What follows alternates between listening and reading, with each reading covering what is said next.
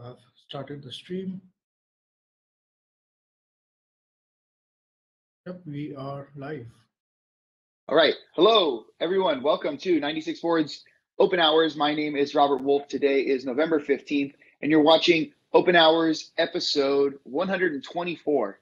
124 weeks strong into this video podcast. And today we are joined by Janelle Letzen, PhD in Janelle. Hi, how are you? Good. How are you? Good, thank you. Yeah, so I didn't want to speak for you on the PhD. You do all sorts of cool stuff, but real quick, PhD in what? What are you studying, or what did you study? So I got my doctorate in clinical psychology. Clinical psychology. Oh, my fiance will love you. She's gonna watch this episode later. She's actually very excited. When I was showing her what you were going to talk about, she's like, "Oh, I wish I could attend that episode," but she has work. So, Janelle, real quickly, I know that we have a really awesome segment, a really cool talk that we're going to have together, but I just need to do a couple announcements and then we'll move on to that. Is that all right? Sure. Excellent, excellent. So for everyone who did not get a chance, or anyone who did not get a chance to watch last week's episode, I'm going to just post that right now. Actually, I'll have Sahaj post that. So last week's episode, Sahaj, who did we speak with? It seems my short-term memory is actually going bad. Maybe we have a lot to talk about, Janelle. Geppetto. We are talking about Geppetto with. Oh, Geppetto with Gordon. All right, Gordon Kruberg. Yeah, so Geppetto with Gordon Kruberg, they made a new release called Board Builder. Basically, what you were able to do with this product of theirs, basically, you should go check out Geppetto. Go to gumsticks.com. We'll share those links as well. But what you're able to do with Board Builder is, beyond being able to only just drag and drop these components into this, design program that allows you to print out PCBs and do all sorts of cool stuff. Now you can literally just do a drop-down menu, pick all of the components you want, and then it just builds the board for you. So that's a very cool product that they've been coming out with. It was just released a couple weeks ago on their I think their 15th anniversary, 13th anniversary, and I would definitely start checking it out. Now, besides that, I don't have a lot of announcements for today. Maybe something will come up throughout the next hour or so. So I'd like to just jump right into the session. Janelle, how are you once again? Let's get this started. Good. Excited to be here. Good. For inviting me. Excellent. On. Thank you for your time. Thank you so much for your time. I know your time must be very valuable. What we want to do is first off, kind of hear the elevator pitch of who you are, kind of like, maybe give us the 2-minute breakdown of Janelle Letzen. Oh, well, so I, like I said before, I got my doctorate in clinical psychology. So kind of during my graduate training, I was doing a mix of research and then also psychotherapy and kind of other clinical work. Specifically, it's a field called neuropsychology. So it's testing patients who have sort of memory or other cognitive issues and trying to find out kind of what's going on. So I had a lot of experience kind of doing these two things, and I sort of felt like I kept gravitating more towards research. So now I'm doing a full-time research postdoc at Johns Hopkins. And specifically, I'm studying brain function in people who have chronic pain as it relates to kind of all of the sort of emotional aspects of pain. Because if you think about pain, the first thing you might sort of gravitate to is, oh, it's the sensory sort of tactile experience. I hit myself and ouch, that hurts, but there's also so much more of an emotional component that goes along with that, especially when it's chronic pain. I actually have a very good story about that. I'll share in a moment, because I've been kind of the victim of this, in an emotional situation that caused physical pain. And so I could actually share this a little later, and we can, maybe you could tell me what's wrong with me, because the doctor, my MD, it took him a while to figure this out. He's not a psychologist, right? So he didn't know what was going on with me. So I want to ask you a little. I'm sorry. Go ahead. I was going to say that it's incredible what our brains can kind of do, and sort of how our perceptions come out. Yes, absolutely. And I'll tell you, I did not believe. Let's just talk about it now. So this is actually a good point, I guess, segue into it. When I was this was like 2 years ago, I turned 30, and all of a sudden I start getting heartburn and back pain. Just maybe it's mental, maybe it's not. But this also happened to be the same time when I finished school. I got my first job after school. This was actually like 3 years ago, and all of a sudden I just start realizing that like I don't feel healthy. I don't feel well. Like my back hurts, heartburn nonstop, 7 days a week. And my doctor starts prescribing me stuff. Here's your antacids, here's your back, painkiller medication. Nothing was working until finally my now fiance, she says, maybe you're just stressed. Maybe you have like high anxiety. The doctor gives me an anxiety pill and all of my symptoms go away. So all of a sudden now in my head, I must have been just stressed out and not even realizing it. And all my back pain, my heartburn just disappears. So, Yeah. so what's up? What's up with that? So I think something really important is kind of a lot of people who have chronic pain, they feel very invalidated when they go to their doctors, and maybe their doctors say kind of like, we can't find the reason for this, and so it's just stress, or something like that. For some people it's powerful, for some people it's invalidating of their pain because they experience that pain on a daily basis. But what we know is that stress definitely influences pain. So it's not that the pain isn't there, it's just that stress will make it worse. It's kind of like with anything. Stress will make sleep worse. Stress will make, GI issues or, memory problems. It really causes a lot of things to just be exacerbated. So definitely managing stress, that's a big part of kind of the psychotherapy aspect of pain treatment, is being able to learn how to manage that stress to kind of minimize those more sensory symptoms that you feel. But it doesn't mean that, kind of it's all in your head. That's why I always just make sure I, have, when I'm seeing patients, to let them know it's not in their head. It's just that your brain really does influence kind of how you're processing pain. So yeah, they're very interested. But what you're saying though is I originally already had the pain. The stress was just basically amplifying it, making it worse. So I might have had just like a very minor heartburn, but then I'm stressed out and anxious. So that becomes actually something much worse and sensible to me. Exactly. And kind of, when you have pain and you're feeling stressed, what you might do is really focus on sort of the, kind of this little signal might then become this very big signal to you. Just because you're worried about, this is such a frustrating thing for me. When is it going to go away? What's happening? What's going wrong with me? So all these kind of worries sort of spiral and just serve to kind of increase that pain signal. Nice. Okay. Well, that's good to know. I don't think my doctor was able to really explain any of that kind of stuff. So I want to talk to you a little bit more about your professional work and what you do. And I know that eventually we're going to cycle into this sushi and science, right? You're okay with that? Yeah, sure. The weird stuff. Yeah, I want to let everyone know right now. So like on the theme, this is a sushi and science episode. Janelle Letzen, we're going to share her website in just a moment. She does some amazing stuff with sushi that explains all of the things she's talking about right now. So I am drinking sake to celebrate this. Last week, I think, or the week before, I was drinking beer. So cheers. I don't have any sake, glasses, but I just heated some up. Is that coffee or tea? There you go. Bye. That's in Japan. Yeah, I was gonna have sake, but I have to go into work after this, so green tea it is. I don't think I've drank sake this early in the morning ever in my life. It's the first. So professionally, now I know I think I took a Psych 101 class when I did engineering, but I took a Psych 101 class when I was in school. But not only that, I have a lot of friends who studied psychology, and there's usually two branches you can take. You can take more of a therapy route, or you can take more of a research route, right? So I'm guessing, based on what you're saying, you took more of this research route, right? So there's kind of the research I do is clinically focused. So with the research that I do, we do therapy, but it's from a research sort of very systematic perspective. The other kind of route, and some people do a mix of both, is practicing. So you're more working with patients in a kind of one-on-one basis rather than trying to write up those results for research or something like that. So it's a very flexible field, which is really nice. Nice. Yeah, that's the one my fiance is going into. She's focused more on, I think, the one-on-one aspects, doing sessions with them and getting to know them and having, clients for a set amount of time. I'm curious to hear more about Johns Hopkins University. So real quick, just kind of segue into this one.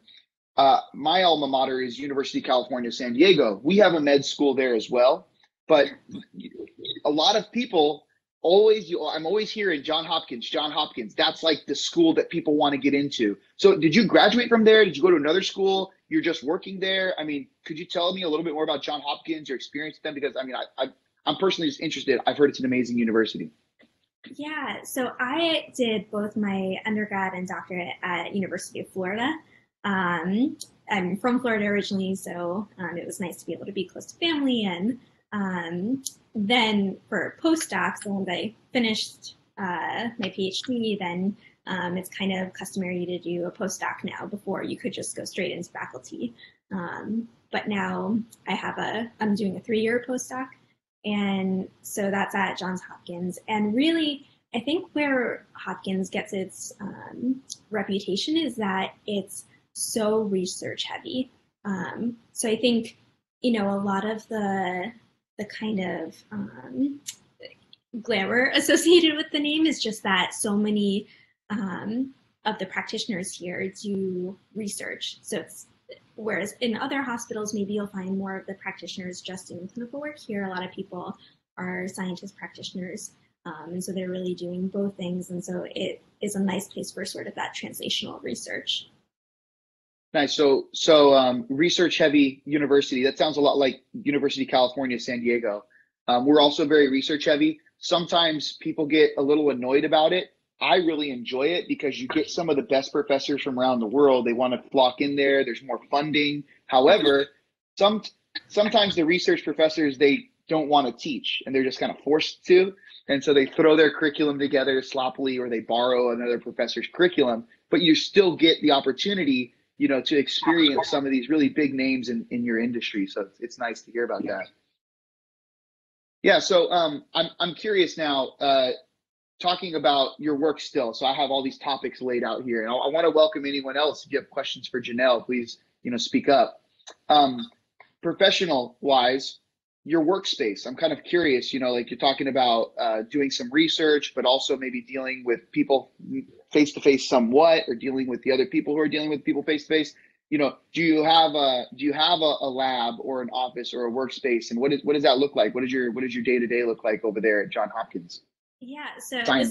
this is something, so if anyone is familiar with the Instagram science community, I always get jealous because a lot of the people who post are posting these cool pictures in their lab with all of this cool gear. And really my office is just like a very basic office, computer with, 2 monitors. Most of what I do during the day is write. So either writing papers, writing, a while ago I was writing grants. So it's a ton of writing. But then there are days when, so we've been doing this one project where unfortunately we had an MRI scanner in our building and then it moved to a different place. So sometimes I'll help with, kind of getting our protocol up and running at, a new center or something. So that would be involved with sort of running participants through the MRI. Sometimes when participants come in, we have to make sure that they meet our study criteria. And so we do this one kind of clinical interview to make sure that we're screening out people who have certain psychiatric conditions, or including people who have psychiatric conditions that we're interested in. And so I'll kind of do one-on-one sort of work with participants then. And by participants, it's people who have chronic pain. But I would say on the day-to-day, I'm mostly just in a boring office writing. Okay, so perfect. You said the word boring. The question I have now is, can you walk us through one of the more boring days that you may have, and then also one of the more exciting days? So like, what will be like one of your most exciting days in the office versus one of your more boring days? So to be honest, I love writing. And so for me, even though for a lot of people sitting about thinking for 8 hours straight writing might seem pretty boring. I actually really like it. So I think a boring day would be if maybe like I had writer's block or just kind of had to, I don't know, go to meetings I didn't want to go to or something. I think the more exciting days are when we have kind of lab meetings where, or not our full lab, but kind of personnel meetings where I get to sit with my advisors and talk about different project ideas and really brainstorm. Kind of that more creative outlet of research, I think, is the fun, really exciting days. And then the kind of more day-to-day stuff is just writing. Yeah, no, that's cool. That's cool. Yeah, I mean, I know I can feel your sentiment there because sometimes I'm writing stuff, I do documentation and things like that. And when I'm on a roll, I almost feel like jumping out of my seat and, doing a little run real quick and getting back down and then writing some more. So yeah, I can definitely feel you on that one. All right. So I think I want to transition into the sushi part. Now, Janelle, I'm going to share this real quick. I'm going to share my screen so people can see right here. Let me see. Is this the one?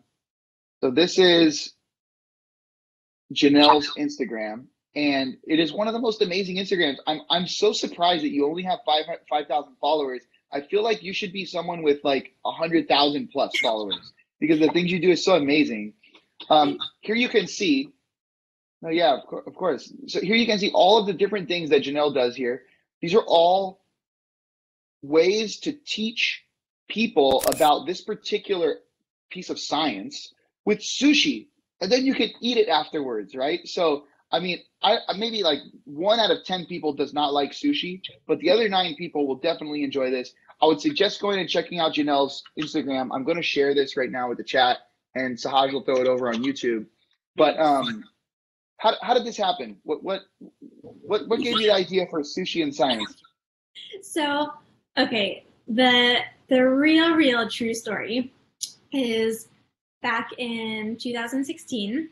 I watched this movie on HBO called East Side Sushi, which is kind of a terrible movie, but so it's all about this Hispanic woman who sort of works her way up from being a dishwasher to becoming a sushi chef. And it's, she's working her way up in this male-dominated field where there's a lot of sort of elements working against her. And then, finally she achieves this goal. I've always loved sushi, and for some reason after watching this movie, I turned to my boyfriend. I'm like, this movie, it really resonates with me, and I don't know, what it is, but I'm gonna start learning how to make sushi, and I'm gonna, really embrace this as my New Year's resolution. So I hate kind of resolutions that are sort of focused on changing kind of negative aspects of myself, and prefer to do things that are learning a new skill or kind of. I like that. I like that note there. Yeah. So for 2017, I was focused on learning sushi art. So I just kind of used YouTube tutorials and got some family members, and my boyfriend bought me books on kind of different techniques and things. So I was able to sort of teach myself. And then for 2018, I was sitting with my family right around New Year's again. And I was talking about how I really feel like sometimes the spinal cord looks like a sushi roll to me. And my brother was to actually say, why don't you do that? Why don't you start making sushi or science and out of sushi, and kind of use this as a website or something. And so I didn't really want to commit to a website at first, so I just started putting things on Instagram. And then kind of once I started getting some followers and things, then I decided to go ahead and do a website.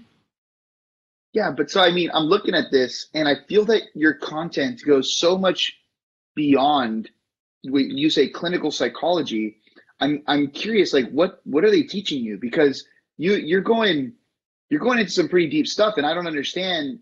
This looks like a lot of biology, somewhat human biology, but they teach you all this stuff, I'm guessing, when you're learning psychology. You get to know all of these things as well, or do you have to go do your own research for some of these? For a lot of these, I go back and do my own research, and I really kind of wish there was an Instagram peer review process, because it would be great for someone who is, really like an expert in some of these topics to be able to kind of review everything that I'm writing and making sure it's like very correctly representing the field. So that's why writing posts, I think, takes me a really long time, because it's outside of my field. And I'm reading a lot of papers to make sure I'm educating myself as much as possible to be able to share the science as best as I can. So I think making the sushi takes actually a lot less time than the actual writing, and making sure I'm clearly expressing some of these topics and correctly expressing them. No, yeah, absolutely. I mean, I've been posting on Instagram for a little time now. And, a lot of my posts, they don't take a lot of time. I go to a convention, I take a picture of something on the table, and then I take a picture of the flyer, and then I just kind of like write a little bit of it about it. But I mean, you actually make the sushi, then you decorate the area, then you take the picture, then you put like this, layover on it or overlay on it, and you put, your text, and then you have to do your research and write about what you're talking about. These are very intricate. I would definitely suggest anyone to go check these out and learn about these little bits in science that are, they're like, it's like a hidden gem, I would say. Landing on this, I'm not sure, I can't remember how I did, but landing on this Instagram was definitely like a hidden gem for me. I look forward to every time you put out a new sushi. I personally love sushi though, so yeah. Yeah, I think it's it's a very niche thing. Like Super niche. Yeah, you have to want to have science show up in your Instagram feed, and you have to like sushi and be okay with sort of the kind of ethical quandaries that come along with sushi. And I guess that's true. Yeah. You're showing dead fish on your Instagram, right? I guess that's. Yeah, and sometimes I use tuna, which isn't the most sustainable. So I think I maybe kind of lose some people there. But yeah, it takes a lot of time. But I think I get a lot of reinforcement when someone writes a comment or a direct message saying, they've like really learned something, or they've been struggling with this topic and now they get it finally for their biopsych class or something like that. And so for me, it's been really worth it to put that time investment into it. Nice. Very nice. So I have a question that I wrote here last night. I was up really late, by the way. And I don't know, some of these questions I'm looking at, I'm like, that's not really a question I should ask. But so this one though says, have you ever thought of explaining it through something else? So I know you're focused on sushi right now, but I mean, like, what if you said, I just can't really demonstrate this with sushi, and I want to do something like a baked good? I don't know, like with cookies and bread or some interesting cake. I mean, like, have you thought of expanding to something like that? Because I feel that you've hit it with this one, and I guarantee I don't think you're going to be at this level. I feel like you should have 100,000 followers. It's crazy, but what would you say? If you did any other good, what would it be? Like other demonstration piece? Well, I'm terrible at baking, so probably would not be good. I just really, like, things always come out the wrong consistency, like no matter how closely I don't know, maybe pizza science, because the thing is, you have to make it interesting and that people like. So pizza science is maybe the next. Pizza science would be amazing. Yeah, because then, I mean, the pizza could be the same every time, right? But then on top of the pizza, you have all these different ingredients. Exactly. Ooh, okay. I'm going to take that from you, Janelle. I'm writing it down right now. Okay. We can do collaboration, sushi, pizza science. There you go. All right, cool. So I guess now I want to know, still on the topic of sushi and science, what has been your favorite project of all those? Or if there's more that you haven't shown us on here, but like, what's your favorite sushi science project that you've done? And then maybe you could talk to us about it a little bit. Like, I think, so the ones that take the most time are the stop motion ones, because you have to go frame by frame. So what I'll do is I'll set up my iPhone everything was taken with my iPhone. That's why they're not, the highest quality pictures. But so I'll set up my iPhone with kind of this little wireless shutter device, so it will take pictures, and you go frame by frame, literally taking pictures, and then the ingredients will stick to your fingers. Yeah. So I think when I finish those, they feel the most I feel the most sense of accomplishment, because they've taken so much care and so much like precision to do. I'm actually watching one of the acceleration and gravitational waves. You go beyond even, biology and chemistry. Like you're going all the way now to physics, except, oh no, wait. Yes. Accretion and gravitational waves. I'm sorry, I read that wrong. I was thinking it's acceleration because I'm thinking physics now. But so like, this is actually really cool. Yeah, I can definitely sympathize with you when you're saying the more work you put in, the more gratifying, right? When you see the finished product. Yeah, for some of those, so I haven't done one lately, but for a while I was regularly collaborating with other sort of people who are interested in science communication over Instagram. And so they would tell me a little bit about the work they're doing, send me kind of a representative, either a video or image, and then we would go back and forth, sort of. I would draw the concept out first and then make it into sushi and tweak things depending on how well it represented what they're studying.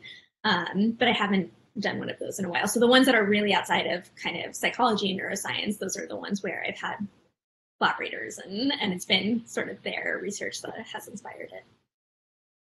Very nice, very nice. All right. Well, so I want to go back to asking you another couple questions about the, professional side, the things that you're doing. And I'm kind of just curious, for my own curiosity.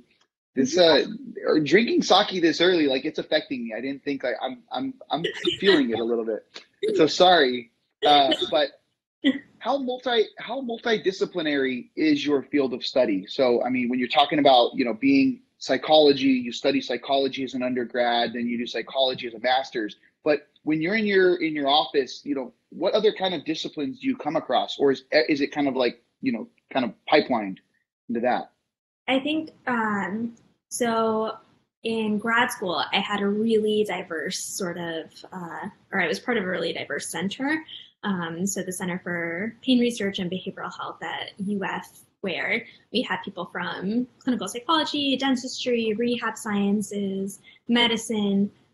So a lot of different people kind of coming together, especially because pain is such this widespread, phenomenon that cuts across a lot of different health disciplines. And so I think in grad school, I had sort of this really unique experience to interact and work with all these different disciplines.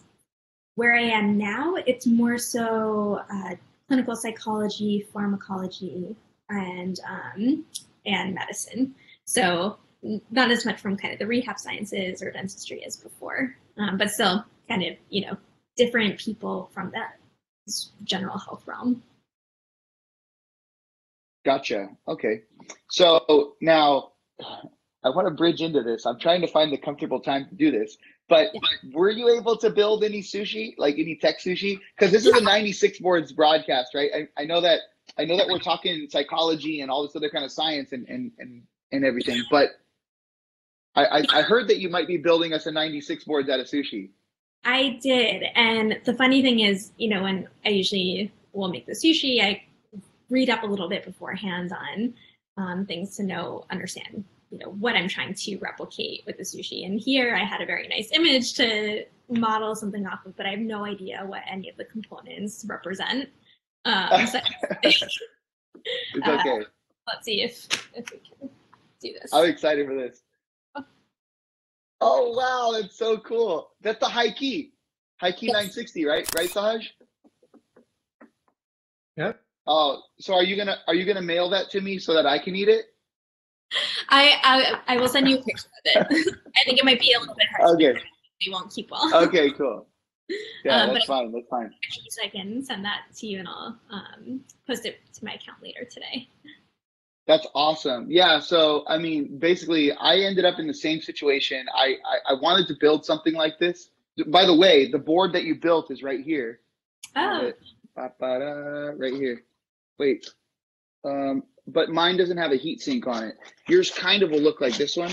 It's almost the same board, but that's it right there. So this is kind of like, the one you built, but I think you were doing this one based on the website, and we had the heat sink over it too. So yeah, you did. That was awesome. what does the heatsink do? The heat sink makes it so that like you can see these little prongs here coming off of here. Essentially, it takes the heat from the chip itself, and then it pushes it out across, the material. And then the more surface area that you create, the more heat dissipation you'll have. So basically, as the chip gets hotter, it just dissipates out, and then you distribute it across all the surface area, and it can cool down the chip. Okay. So you can you maintain performance. Yeah, we used to do this call used to be all just 96 board stuff. And I wanted to branch out and talk with more people and hang out. I have questions, like why not use the call for some more fun activities? So yeah, great. All right, now I have a little bit more kind of generic questions for you. I don't know, I want to kind of like prompt the community again. If there's anyone in the call that has a question for Janelle, she is a clinical psychologist. She can answer questions for you. Look, it's a free session right here with Janelle. I don't know if I can answer questions on anything. I'm just messing. But 3 seconds. Otherwise, I have more questions here. I'm going to keep moving on. Sahaj, did you have anything yet or no? Not yet. Sahaj is my producer. He's the one who helps organize all this, but he's also an electrical engineer for 96 boards. All right, so I have a more personal question for you. This is maybe something that would push you off of your path in psychology, but essentially you're doing all these things, you're researching all these other things for your Sushi Science projects. What has been so far your favorite topic in science? So I know we talked about your favorite, project that you made, but being the stop action motion ones, but what has been your favorite topic that you've done research outside of your field and had some fun with? So outside of psychology and kind of the brain, I would say I'm fascinated by space and astronomy. In another life, I would have been an astrophysicist, but I am terrible at physics, so that was not a very good field for me. But yeah, I watch a lot of YouTube videos on,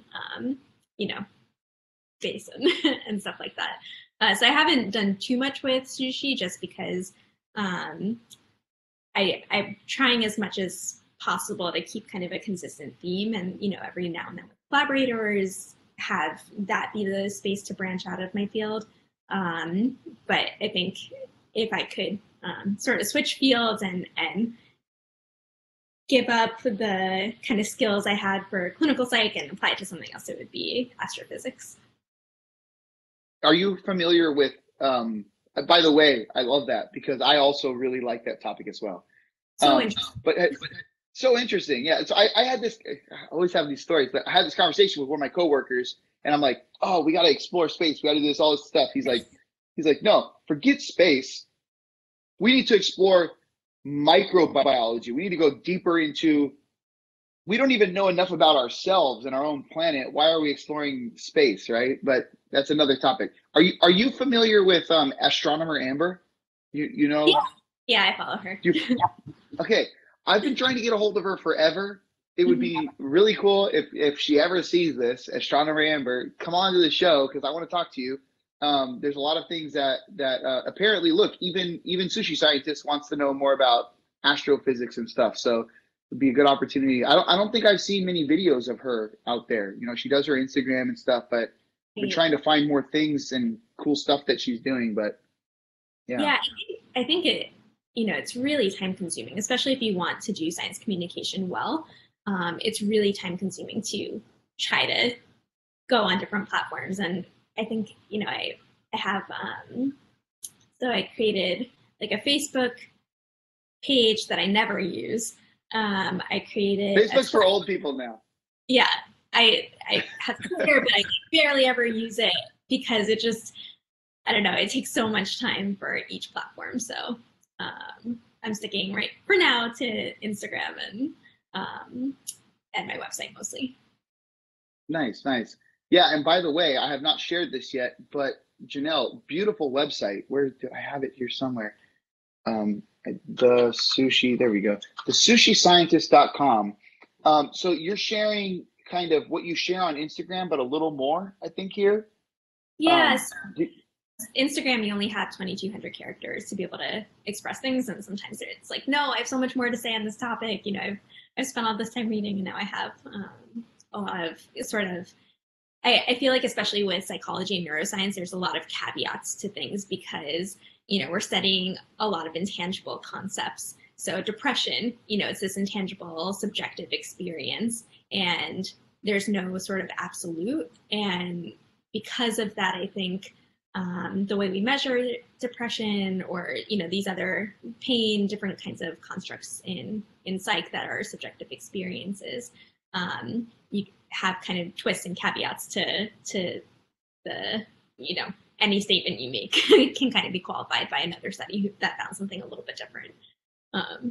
Yes, I think the web page, which I haven't posted in, I don't know, a month or so, but it's a space to kind of expand on the 2,200 characters. No, I love it because I mean you're still kind of keeping things connected to your Instagram. You're still keeping things connected to the theme, but I feel like it's a lot more detailed. You can show multiple pictures. You can do all sorts of different other things. There's some, yeah, I like it a lot. Yes. A lot more explanation, and you have your references there too, which is very professional. At the time to actually read these papers, and so I might as well reference where this information is coming from. That's not. Yeah, you know. No, very, very cool. All right, so I have another section here, or another thing that I wanted to talk to you about, and this was about your PhD. Now, this is not only, I don't only want to talk about your PhD, but, you know, also let's kind of say women in STEM, right? Yeah. So you are a PhD doing awesome things. You're reaching out to the community. You're excelling in all these awesome areas.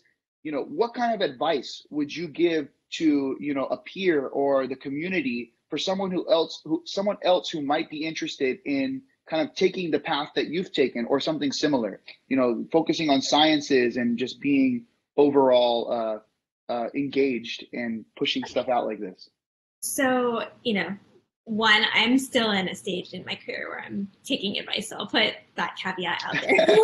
And by no means like self-actualized in my science or my career. But as far as, you know, students kind of coming up from maybe college or high school and thinking about science, but maybe, you know, your grades aren't that great in science, I would say I was never considered a strong science or math student. I was always much more sort of language arts, English, you know, those were where my strengths were.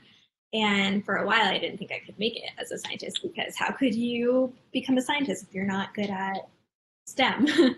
And I think that is something I'm so glad I realized is not the case, because I think a lot of when you get to the grad student and postdoc and beyond level, it's not so much about kind of this rote memorization of things. It's much more practical, hands-on experiences. And so if you're someone who is inquisitive and works hard and wants to, you know, have this kind of career, I think it's something you shouldn't dismiss just because, you know, maybe your grades haven't been as strong in that subject. So knowing that putting in that hard work and remaining inquisitive is really kind of the biggest factors of what's going to make you successful, and being able to write a lot. Yeah, I want to emphasize something that you said there, because, you know, I'm a really big advocate on, you know, STEM education, and if anything, just education in general, or trying to get people engaged in beneficial to personal growth topics. Let's just call it that way, if I said it properly. But you basically said, you know, you weren't good at math, or you weren't good at certain, you know, niche science topics, right? But that doesn't matter. You know, no one is going to be good at everything. Yeah. Find your strengths, master your strengths, and never close your mind to other opportunities. And so, like, I mean, I think that it's a very strong message when when you're talking to younger folks, they feel demotivated a lot of times when it comes to you know, they fail a math test and they feel demotivated because now they can never be an engineer or they can never be a scientist. Right. But that's not the case. You know, find your strengths and push forward in what you're strong at, and always find something you can enjoy. And so, yeah. Look, people kind of demonstrate their strengths in different ways. So for some people, that's taking a test. And, you know, if you're a good test taker in high school and college, that's going to serve you really well. But Yes. That's not what real life science or, you know, being in a STEM field is like, because one, you're able to look up resources a lot more easily. So it's more having kind of those fluid skills of being able to reason and research and, you know, kind of a different skill set from what you would apply to high school and college science classes. So definitely, I'm a strong proponent of not getting demoralized by classwork, and instead just focusing on the fact that you could potentially practically really excel. So actually, you just mentioned this, and I want to touch on this for just a second, but I kind of hate the way the school system is with regard to test taking. Like, am I the only one? Like, that's kind of disappointing that you're graded on how good you can memorize things in most cases, rather than, you know, how good you are at critically thinking or being resourceful, which is how the real world works. Yeah, I mean, I completely agree, because I think the way that kind of schools run right now is, you know, they're incentivized to make sure students are studying for standardized tests or statewide tests in the US at least, to make sure that the school is able to get the funding and resources that they need. Yeah. It puts a lot of pressure on teachers to teach in a certain way rather than teaching more of these practical skills that are then going to apply for down the road when you're actually doing one of these jobs. So it would be great if there was a way to, you know, get the, like taking a test to have it be sort of this open book practical assignment where, you know, you're applying some of those more pragmatic skills. I always, because I do a lot of hackathons with students. Okay, so I'm the president of the Electrical Engineering Alumni Board of Directors at my alma mater, but I also engage a lot with my university. And I am almost dealing with students on a weekly basis, if not multiple times a week. Students message me with questions, and I was a student once, and I totally understand. I'm not saying that don't do this. Students, please, like, you know, use your resources, engage with mentors, engage with people, keep your outlets, you know, alive, right? Like, make sure you're doing these things. However, I will say that many of the things, if not most of the things that I'm asked, I literally just go to Google. And so like, I've become a really good Google searcher. Yeah. And that's kind of like what it comes down to at the end of the day. It's like, you have to be resourceful. If college taught me anything, it taught me to not be scared of questions. And so, like, if you ask me a question, it's like, I don't know that right now, but give me a day or give me a week and I'll know it. That's it. Like, and I feel that's kind of what students need to grasp onto the most, right? Instead of memorizing things, it's exercising their ability to figure it out. Yeah. And I think it's a great point of sort of the way test taking works kind of sets you up to have this mentality of like, I need to know all of the answers, where in the real world, it's kind of better to be like, you know, I have a solid foundation for this, but I'm going to make sure that I'm accessing resources to support that knowledge and kind of not rely on, oh, I'm right. Yeah. No, it's cool. Okay, so now someone just mentioned in the chat, says, speaking brains, would love to see a brain computer interface mezzanine with 96 words. So yeah, brain interface communication. This brings me to another question though, which I didn't ask, and this is probably going to be the last one of our segment. But what if any technology do you guys use in the lab? So because we do a lot of like functional neuroimaging, we'll use an MRI scanner. We use a lot of equipment to collect data. So one of the studies I'm working with right now, we're tracking sleep. And so we'll use PSG, we'll use sort of this really cool way of measuring sort of sleep apnea in people. It's this very interesting pressure cuff thing. But in the past, I've worked in labs where we've done a ton of psychophysics, so like electromyography, cardiography. I haven't done EEG, the kind of brain technique to understand a little bit better brain activity. The other thing we're currently using is called so it's a MEDOC, and it's for what's called quantitative sensory testing. And so what we do, so pain research is really interesting because for what we're trying to study, sometimes we'll have to evoke pain in people. And so we'll take, someone who has chronic pain, and we'll get sort of this, it's called a thermode. It's like this little square that emits a lot of heat, where that heat can get painful. So we'll kind of put that on their body to cause extra pain, so we can systematically test pain at different levels and kind of measure different phenomena of how we think pain is being processed in individuals.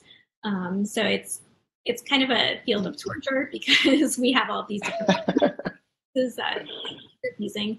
And it's the worst is for my master's thesis, I didn't collect the data, but the data that I was using to analyze was on people who had irritable bowel syndrome. We put them in an MRI scanner, and then to evoke pain in them, what we did was use a rectal balloon. So it's a balloon that you basically stick up their anus and then you inflate it, so it causes that's sort of like, bowel pain that's similar to what people with IBS might experience. And you look at their brain activity kind of during those periods of when the balloon is inflated. So we have a lot of different ways of causing people discomfort. Wow. Okay. Yeah. So I'm trying to think about this now. Pain is different for everyone. Right. I mean, I would imagine like I get stuck with this heat sensor thing. I would perceive that heat as different from someone else. So how do you gauge the, how hot or whatever, the brain activity would be different, right? For different people? Yeah. And this is one of the really hot topics in pain research right now, is kind of, can we have a biomarker of pain? My own personal opinion is that pain is inherently the subjective experience. And so the best measure of pain is when a person tells you they're in pain, rather than sort of a biological signal of pain. I think the biology can really help us understand how pain is happening.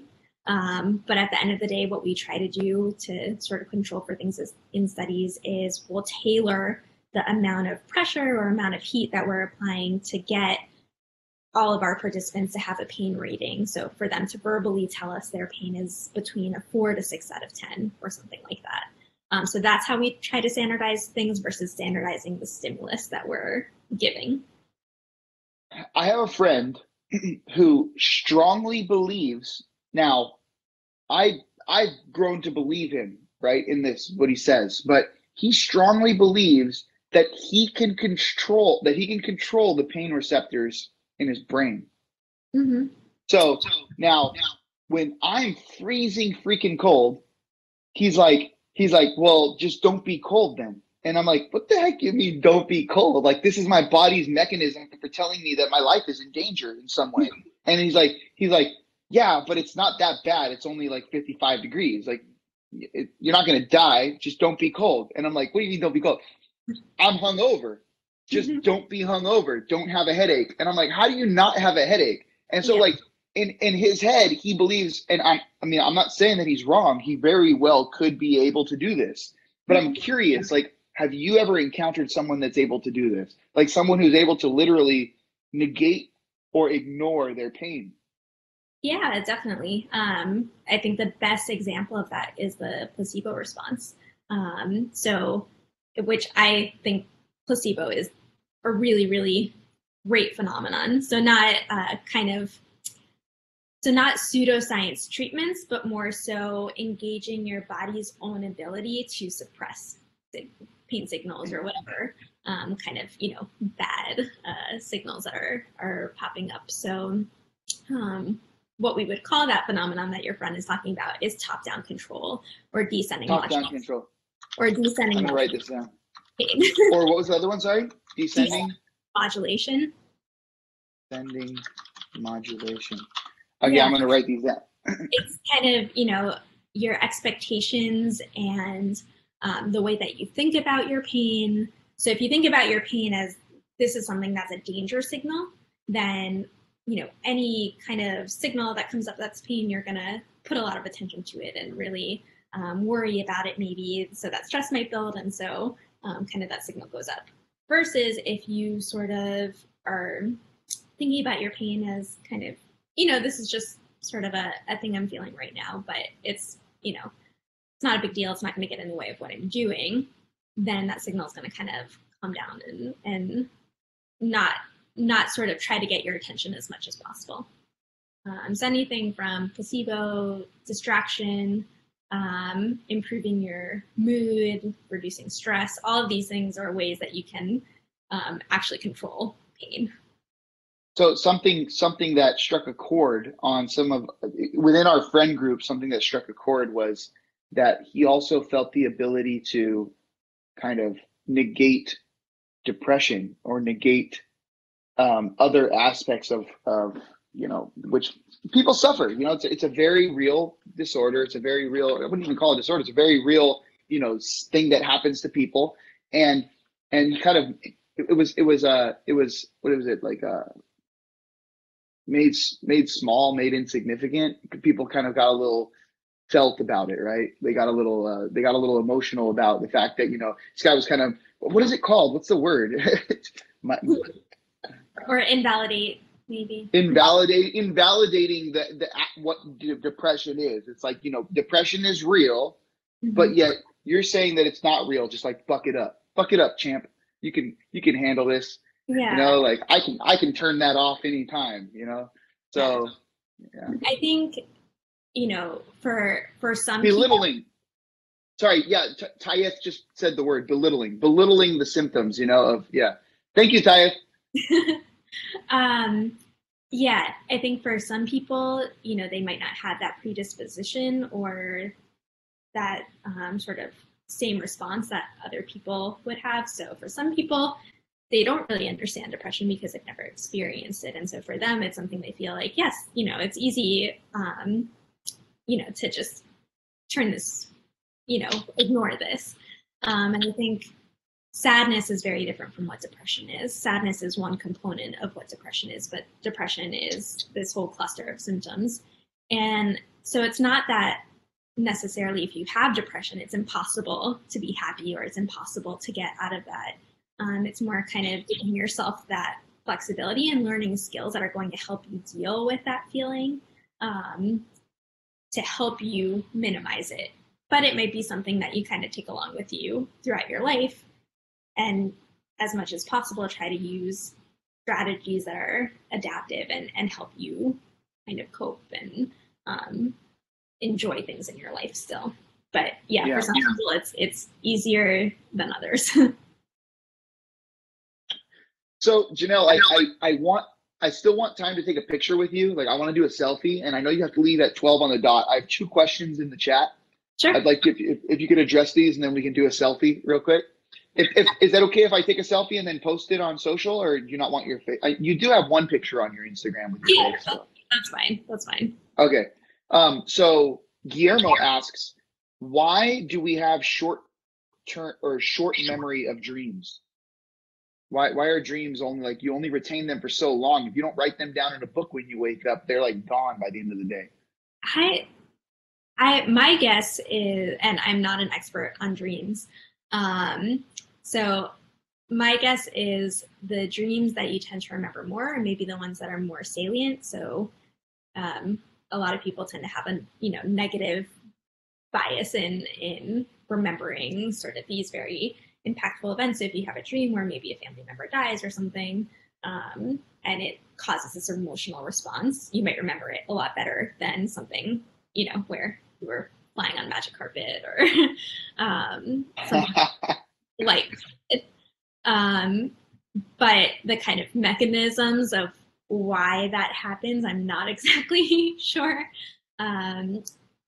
Dreams, though, they're our kind of basic understanding of them right now. And this is another one of those fields where it's hard to get sort of an absolute because it's this intangible thing that we're measuring.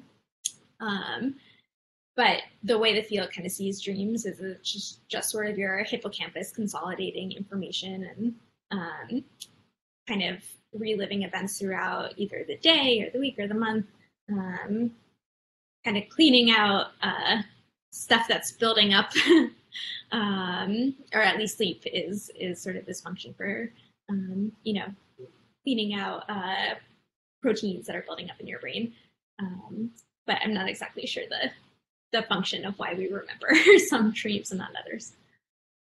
It would be interesting. You kind of nailed that. I will say, Janelle, I don't know how perfect that response was for me, at least, because there is one dream that I have not forgotten since I might have been 3 years old or 5 years old. I have no idea how old I was, but my sister died in that dream. And I remember being on a tricycle and my sister was on a tricycle and we were circling around this little canopy thing. And then she falls off the tricycle and breaks her eyeball and dies. And I remember it so vividly. And right. that's crazy that you say, but you have this nice dream of you flying around the world and you don't remember that one, but the ones that really affect you negatively are a little bit more imprinting. Yeah, definitely. They're the ones that, activate your limbic system or emotional brain system. So yeah. So here's the last question, and this is the second part of that first question, and you might have kind of answered it in when we were just talking about right now, but why do the facts, places, people in our dreams, they're not exactly the way they are in the real world or your awake world? So why do things get kind of I don't know, amplified or weirdified in your dreams? Again, I'm not definitely by no means an expert on this topic, but I think so at least kind of from a therapy standpoint. So I had a supervisor for when I was doing clinical work who would talk about how, when a person comes to you and they've had a dream and they really want to talk about it, it's important to remember that the dream doesn't really represent sort of real life and what's happening in real life, but it's more so kind of representing what's on that person's mind. So if there's something that maybe, has been weighing you down or something you've been concerned about, potentially that's something that would, come up in your dream in a weird way. But yeah, I'm not sure why dreams get distorted from what we experience in reality. Sorry. All right. So no, Guillermo, I hope that answers your question. I'll leave this with one last comment. This is from Tayef. He says, I guess it's like PMA, positive mental attitude. If you learn the coping mechanisms, it's amazing, effective, but unless it's a trained habit and second nature, then it's not easy in the worst scenarios. And I think that was when we were talking about belittling depression. But and I actually right now, it's funny that you mentioned that. So I think a lot of the skills that we teach in psychotherapy can be very helpful, but you sort of have to practice them regularly, and that's really hard to do. It requires a lot of motivation. It requires a lot of sort of remembering and catching yourself in the moment to, apply skills. And so actually the project I'm working now mostly through my postdoc is trying to better understand sort of how our brain is plays a role in that motivation and that ability to stick to some of these positive coping strategies and for people to actually play them out. So I'm interested in sort of more emotion and motivation brain systems and how that leads people to engage with their the therapy skills that they're given. Amazing. Janelle, I feel like I want to talk to you more. So I don't know, like I'll ask you one thing is that it would be cool if maybe one day I could introduce you to my fiance. She's doing this stuff. She's studying her master's now. So maybe I could ping you offline sometime later and we could do a little call like this, just us. Yeah, I'm more than happy to. Okay, cool. Yeah, I'm sure she'd love that because there's a lot of cool things she's working on. But I mean, you're also working on very cool things, and you know, she's just starting, so maybe she'd get some good insight from you. It would be great to hear what is going on. And I'll have her watch this episode. Sounds good. So last thing, you get the last word besides me, you know, just saying goodbye to everyone. But is there anything else you'd like to say before we close this out and take a selfie? I guess I would say, you know, that if you're interested in a science career, to really go for it and to find the right people who will sort of mentor you through it. And if you can't find anyone directly in your regular everyday life of, you know, someone who has experience with those fields, definitely on Instagram, there's a community called the Science Community, and it's a bunch of people who are just dedicated to really science outreach and trying to motivate people to get into STEM careers. So definitely reach out to that community, and there are so many different fields that are represented. So I'm pretty sure that there might be someone who would be a good mentor on there for you. Yeah, the Sci community is amazing, and that's very glad you mentioned that. Susanna Harris, Michelle Sire, a bunch of people have come on this show and mentioned the Sci community. Definitely check that out. I will share the link in the chat in a moment. But Janelle, it was a pleasure having you. Thank you so much for your time. Really appreciate it. Do you mind if now I just kind of pull this camera up and do a selfie? Should I pose with the sushi?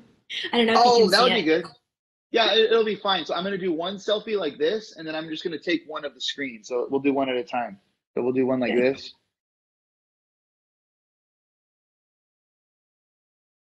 And then we'll do one of the screen like this. All right. Ivan, say cheese.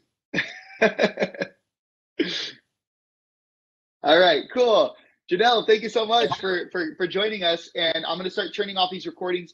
You're welcome to get on out of here. I know you have work to do. Sounds good. Thank you so much. All right. Bye. Thank you. Have a good one. Bye, everyone on YouTube. Bye. Thank you. Bye. Tahaj, you can go ahead and start shutting off YouTube. Ivan, so